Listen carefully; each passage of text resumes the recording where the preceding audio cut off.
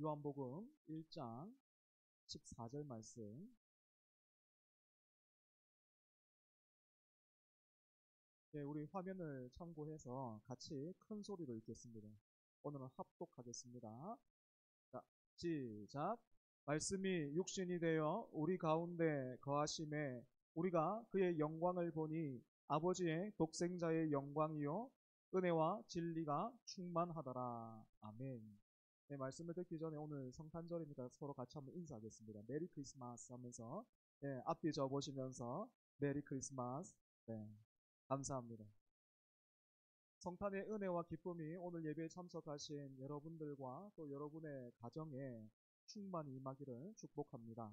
아마도 요 근래에 성경을 통해서 요한계시록을 통해서 뒤 있는 자들은 성령이 교회들에게 하시는 말씀을 들을지어다 하시는 그 말씀을 반복해서 제가 보고 또 묵상해서 그런지 올해 성탄절은 저에게 마치 자명종처럼 그렇게 느껴집니다.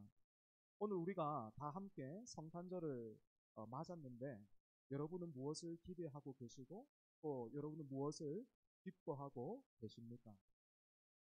혹시 이제 설교가 끝나면 우리 예쁜 친구들 무대 준비하고 있는데 그 무대 볼 생각에 여러분들 기대하고 계십니까? 아니면 우리 주일학교 친구들은 부모님으로부터 받을지도 모르는 그 선물을 기대하고 있습니까? 이런 기대와 바램이 모두 성탄절을 즐겁고 또 기쁘게 해주지만 어, 말 그대로 성탄절은 예수님이 사람으로 오신 일을 기억하고 또 우리가 되새기고 감사하는 날입니다. 특이하게도 오늘 함께 읽은 구절을 보시면 예수님이 이 땅에 오신 사건을 이런 말로 표현하고 있죠. 말씀이 육신이 되어 우리 가운데 계십니다. 여기에서 말씀은 예수님을 가리킵니다. 여러분 다른 어떤 예쁘고 또 멋있는 표현도 많을 것 같은데 왜 굳이 성경은 예수님을 말씀으로 그렇게 부르고 있을까요? 구약 성경에서 말씀은 대표적인 하나님의 자기 표현 방식이었습니다. 그런데 그 구약의 풍성한 그 말씀을 그림자로 삼으시는 그런 분이 나타나셨는데 그분이 바로 예수님이라는 거예요. 하나님이 계시다라는 것을 보여주기만 하면 나도 하나님 믿을게 하는 그렇게 말하는 분들이 종종 계시는데요. 그런 사람들에게 또 그런 우리에게 하나님은 예수님을 통해서 자신을 보이신 것입니다. 혹시 예수님은 하나님의 아들이지 하나님은 아니잖아요. 이렇게 말하고 물으신다면 성경이 말하는 하나님의 아들이라는 이 말의 의미를 한번 들어보십시오. 예수님이 하나님의 아들이시다라는 말은 하나님과 예수님의 관계가 부자지간이 아니라 존재적으로 동일하다라는 그런 뜻입니다. 그래서 성경이 예수님을 가리켜서 예수님을 하나님의 아들이다 이렇게 부르고 또 표현하는 것은 예수님도 하나님이시다라는 그런 뜻입니다. 때문에 여러분 하나님이 오늘 여러분을 얼마나 사랑하는지 알고 싶으십니까? 또 하나님이 얼마나 여러분을 원하고 바라는지 여러분 알고 싶으십니까? 뿐만 아니라 하나님이 얼마나 여러분을 향해서 선하시고 또 좋은 것을 아끼지 않으시는 분이신가 하는 것을 여러분 확인하고 싶으십니까? 다른 어떤 것이 아니라 우리 가운데 거하신 하나님의 아들 예수 그리스도를 바라보십시오. 요한복음 1장 2절에서 3절은 말씀이신 예수님이 태초에 하나님과 함께 계셨고 만물이 그로 말미암아 지은 바 되었다 이렇게 말하고 있습니다. 하나님은 우리를 사랑하시되 그가 부리시던 천사 중에 하나를 보내신 것이 아니고 이 세상보다 먼저 계셨고 온 우주보다 크고 또 그 성부께서 지극히 사랑하시는 아들을 우리를 위해서 보내주셨습니다. 때문에 요한일서 4장 10절은 이런 하나님의 사랑을 가리켜서 이렇게 말하고 노래하고 있어요. 제가 한번 읽어보겠습니다. 사랑은 여기 있으니 우리가 하나님을 사랑한 것이 아니요 하나님이 우리를 사랑하사 우리 죄를 속하기 위하여 화목 제물로 그 아들을 보내셨습니다. 네.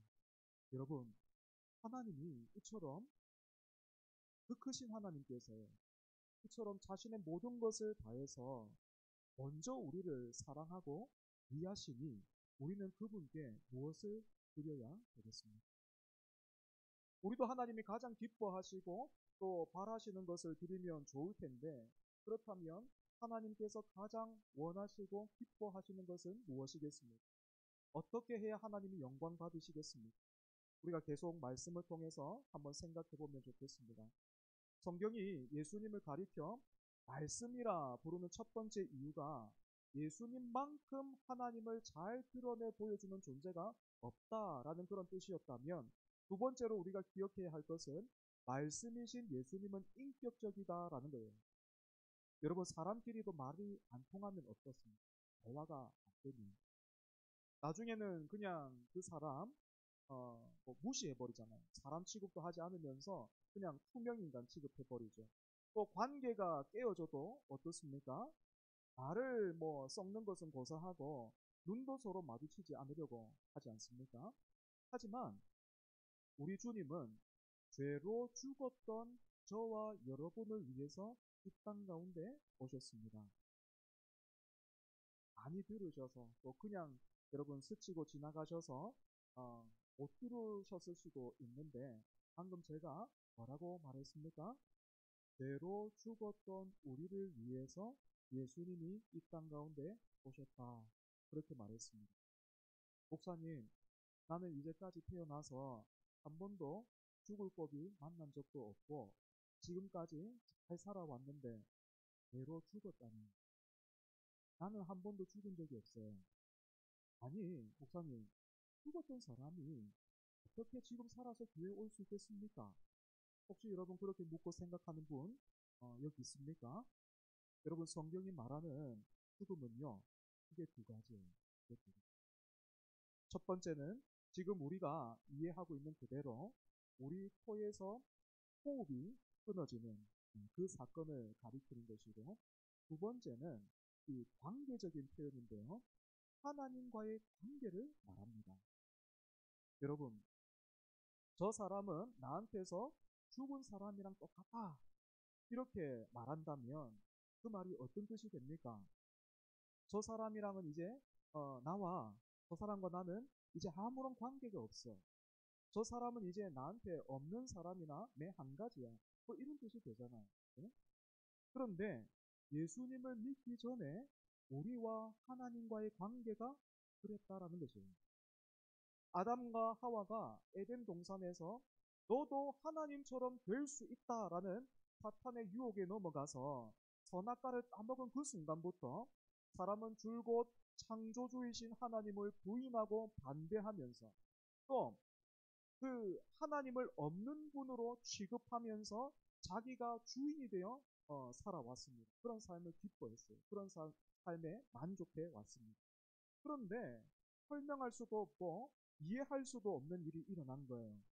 죄로 죽은 인생들로 가득 찬 이 세상에 그렇게 하나님을 무시하고 거부하고 외면하고 또 심지어는 하나님을 인정하는 것 같지만 그 하나님을 이용하려고만 드는 이 세상에 하나님께서 예수님을 보내신 겁니다. 그것도 예수님은 하나님을 향해서 반역하고 있는 그 죄인의 모습, 사람의 모습으로 오셨습니다. 그리고 예수님은 때가 되자 어떻게 하셨습니까? 죄인들을 막 찾아다녀요. 하나님의 아들이 왔는데 아이고 오셨습니까 하는 사람이 아무도 없어요. 아무도 없는데도 불구하고 이 말씀이신 하나님의 아들이신 그분께서 어떻습니까? 찾아다녀요. 찾아다니면서 어떻게 합니까? 찾아다니는 것도 누구만 찾아다녀요? 사람도, 같은 사람도 이 사람 외면하고, 이 사람은 조금 어울리기가 좀 힘들다, 좀 나는 좀 더 나은 사람이랑 좀 같이 하고 싶다, 그런 사람만 찾아다녀요. 예수님 그렇게 찾아다니시면서 어떻게 하셨습니까? 말씀으로 가르치시고 또 때로는 먹이시고 또 때로는 고치시면서 그들과 함께 하셨습니다. 죄로 죽은 사람, 그러니까 하나님을 마치 죽은 존재로 여기는 그 죄인들에게는 다시 하나님께로 돌이킬 수 있는 마음도 없고 그런 힘도 없다라는 것을 하나님이 아시고 또 우리 예수님께서 아셔서 어떻게 해요? 직접 이 땅에 오셔서 그 죄인들을 붙잡으시는 거예요. 때문에 혹시 이 자리에 성탄절에만 예배당에 오시는 그런 분 혹시 계십니까? 성탄절에 오시는 분도 여러분 그런 마음을 주시고 또 여기에 발걸음을 하게 하시는 것도 또 짧은 시간이지만 이처럼 말씀을 듣게 하시는 것도 말씀이신 그분께서 여러분을 지금 붙잡으시는 거예요. 여러분을 오늘 이렇게 붙잡으시는 거예요. 찾아오시는 거예요. 그러니 이제 더 이상 멀리 가지 마십시오. 더 이상 하나님에 대해서 죽은 사람처럼 살지 말고 예수님을 구주로 영접하시고 하나님에 대하여는 살아있는 자로, 반대로 세상에 대하여는 죽은 자로 살아가시기를 바랍니다. 다음으로 우리가 생각해 볼 것은 말씀이 육신이 되어 우리 가운데 거하심에서 이 거하셨다라는 뜻입니다. 거하셨다. 여러분은 하나님이 초능력을 하나 주신다면 어떤 능력 갖고 싶으십니까? 그리고 그 이유는 무엇입니까? 우리 친구들 하나님이 초능력 주시면 어떤 능력 갖고 싶어요? 어떤 능력 갖고 싶어요? 저는 순간이동이 어떨까 싶습니다. 2008년도에 개봉했던 영화인데 점퍼라는 그런 영화를 보면 주인공이요, 원하는 장소는 어디든지 순간이동을 합니다. 그래서 돈이 필요하면 은행 금고에 들어갔다 나오기도 하고 또 외국 사진을 보다가 여기가 참 좋겠구나 싶으면 뭐 거기도 금방 다녀옵니다. 먼 거리를 힘들게 뭐 차나 비행기를 탈 필요도 없고 눈 깜짝할 사이에 다녀올 수 있으니까 마음만 먹으면 하루에 몇 번씩이라도 전 세계에 뭐 좋은 곳은 다 다녀올 수가 있겠죠, 그죠? 여러분도 이제 원하는 초능력을 하나씩 정하셨으면 그러면 그런 능력을 가지고 여러분은 어디서 살고 싶습니까? 여러분이 살 집을 하나 마련한다면 그 능력을 가지고 그 막대한 능력을 가지고 남들은 가지지 않은 그 능력을 가지고 여러분이 살 집을 살 곳을 한번 정해 본다면 여러분은 어디에서 살고 싶어요? 한적한 전원 생활도 좋을 것 같고 아니면 서울에 있는 시그니엘입니까? 그것처럼 그 높은 곳에서 이 도시를 내려다볼 수 있는 그런 곳에 사는 것도 참 멋있을 것 같아요. 나한테 특별한 능력이 있는데 그래서 내가 마음만 먹으면 할 수 있는데 어둡고 불편한 곳에 또는 위험한 우범지대에 살고 싶다라는 그런 사람 한 사람도 없을 겁니다. 그런데 말씀이 육신이 되어 우리 가운데 거하심에서 이 거하셨다라는 말은 장막을 펴셨다라는 거예요. 자리를 잡았다. 우리가 살 곳을 정하는 것처럼 예수님께서 우리 가운데 장막을 펴셨다 하는 뜻입니다. 하나님은 우리와 그저 멀리 떨어져 있는 곳에 계시다가 우리가 막 예배 때나 기도 때나 부르고 조르면 마지못해서 무슨 일이야? 도대체 무슨 일이 있는데 뭐 해줄까 하면서 그렇게 오시는 분이 아니라 어떤 분입니까? 우리 가운데 함께 하기를 원하시는 분이에요. 우리 가운데 임재하기를 바라시는 분이십니다. 우리 가운데 그렇게 함께 하기를 임재하기를 원하시되 그 이 하나님의 진심과 하나님의 마음이 얼마나 큽니까? 그 아들을 통해서 이 일을 하실 만큼요. 하나님은 망설임도 없으시고 절대로 이 일을 양보하거나 물러서지도 않으세요. 여러분 성경을 보면 하나님이 우리 가운데 함께하고 우리 가운데 임재하기를 원하신다라는 것을 너무너무 잘 알 수 있습니다. 하나님은 모세를 통해서 출애굽한 백성들 가운데 하나님의 임재를 상징하는 그 이동식 천막, 그 장막을 짓게 하셨죠, 그죠? 그리고 다윗과 솔로몬 시대에는 이스라엘 백성들이 가나안 땅에 정착해서 살고 있었기 때문에 하나님의 임재를 성전이라는 건물을 통해서 드러냈습니다. 이처럼 하나님은 시간이 지날수록 그 백성들 가까이 가운데로 가셨어요. 하지만 이스라엘 백성들은 계속해서 이런 하나님으로부터 멀어졌고 결국에는 그 예전에 가나안 땅에 살고 있었던 이방 민족들보다 이스라엘 백성들이 더욱 타락해서 하나님의 심판으로 인해서 나라와 민족은 망하고 성전도 무너졌죠. 그게 여러분 구약의 역사입니다. 인간에게는 답이 없다라는 것이죠. 그런데 이렇게 소망이 없고 기대할 것이 없는 이 땅에 하나님의 임재가 다시 한번 드러났는데, 그것이 바로 예수 그리스도가 사람으로 오신 일입니다. 뿐만 아니라 오늘 저와 여러분, 우리 가운데 이렇게 장막을 펴신 주님의 임재를 오늘 저와 여러분은 어떻게 누리고 있지요? 우리 안에 계시는 성령 하나님을 통해서 경험하고 있습니다. 여러분, 이처럼 하나님의 임재가 처음에는 성막으로, 그 다음에는 성전으로, 그 다음에는 예수님으로, 그리고 또 오늘은 성령을 통해서 우리 안에, 다른 어떤 것이 아니라 우리 안에 거하고 계시는 것은 우리를 향한 하나님의 열심과 진심을 보여주는 것입니다. 오늘 우리가 어떻게 이 자리에 있게 되었습니까? 어떻게 예수님을 구주로 영접하셨습니까? 나는 너희의 하나님이 되겠고 너희는 내 백성이 되리라 하신 그 말씀을 오직 하나님께서, 오직 그 하나님의 열심으로 이루셨기 때문입니다. 그래서 여러분, 자기 아들까지도 내어주신 하나님께 우리가 드려야 할 것 있다면 무엇이겠습니까? 무엇이 하나님을 기쁘게 합니까? 무엇이 하나님이 찾고 바라시는 것입니까? 바로 오늘 우리 자신을, 우리의 중심을, 우리의 마음을, 우리의 삶 전체를 하나님께 드려야 합니다. 때문에 내 마음과 삶의 주인이신 예수님, 내가 주님을 기뻐하고 즐거워합니다. 하늘 영광 보좌를 기루하고 사람의 몸을 입고 말 구유에 누우셨던 예수님처럼 나도, 우리도 낮아지게 하시고 겸손하게 하옵소서. 비록 지금의 내 모습은 마치 아직 정복 전쟁 중인 가나안 땅 같지만, 하나님이 마침내 그 땅을 이스라엘 백성들에게 주셨던 것처럼 내 안에서도 마침내 주님이 이기시고 승리하게 하옵소서. 이것이 저와 여러분의 소원이 되어야 하는 것입니다. 마지막으로 주님의 탄생을 믿고 기뻐하는 우리는 주님께서 다시 오겠다 말씀하신 것도 여러분 기억해야 합니다. 우리 주님이 사람의 몸으로 이 땅에 오셨을 때는 아기로 태어나셨고, 또 별들과 천사가 소식을 알려주었던 동방박사와 목자들처럼 소수의 사람만이 주님의 나심을 알고 그 앞에 찾아와 경배했다면, 다시 오시는 우리 주님은 누구도 나는 몰랐습니다 할 수 없도록 큰 나팔 소리와 함께 심판주로 오실 것입니다. 때문에 여러분, 성도는 이처럼 사람의 몸으로 오신 예수님만 믿는 그런 사람이 아니라 다시 오실 주님을 믿고 기다리는 사람입니다. 그래서 우리에게, 또 나에게 허락된 날들을 내 뜻대로 내가 주인이 되어서 사는 것이 아니라 언제까지나 주님을 닮은 모습으로 또 주님을 따라 살아가려고 애를 써야 하는 것이죠.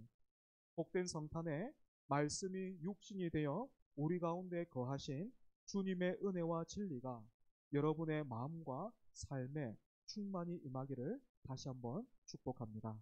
기도하겠습니다. 말씀이 육신이 되어 우리 가운데 거하시네. 주님 감사합니다. 이해할 수 없고 또 설명할 수 없어서 우리가 은혜로 부릅니다. 하나님께서 먼저 우리를 사랑하셨고 또한 지극히 사랑하셨음을, 뿐만 아니라 하나님이 여전히 우리를 선대하고 계시고 앞으로도 우리를 위해 열심을 가지고 일하실 것이다 라는 것을, 아무것도 아끼지 않으실 것이다 하는 것을 우리가 다른 어떤 것이 아니라, 내 손을 보고 아는 것 아니라 우리의 눈을 들어 복된 성탄절을 통해서 예수 그리스도 사람의 몸으로 이 땅 가운데 오신 그 주님을 바라보며 우리가 다시 한번 깨닫고 붙듭니다. 주님, 그 성탄의 은혜와 또 감사와 기쁨이 오늘 모여 함께 예배하는 귀한 지체들 가운데 충만히 임하게 하여 주시고, 또한 그 기쁨과 은혜가 삶을 통해서 하나님 흘러갈 수 있게 하여 주시옵소서. 성탄의 기쁨이 다시 오겠다 하신 그 주님을 바라보는 믿음까지도 이어져서 하나님, 이 자리에 있는 그 누구도, 아무도 우리 주님 다시 오셨을 때에 방황하거나 큰 두려움에 휩싸이는 것이 아니라 오히려 그날을 기대하고 소망함으로 오늘을 주님을 따라가고 주님을 닮아가는 그런 삶을 살며 그날에 우리가 모두 함께 주님 앞에 서서 정말로 주님을 찬양하고 주님께서 우리를 위해서 마련해 두신 그 복된 처소로 모두가 들어가게 하여 주시옵소서. 예수님 이름으로 기도합니다. 아멘.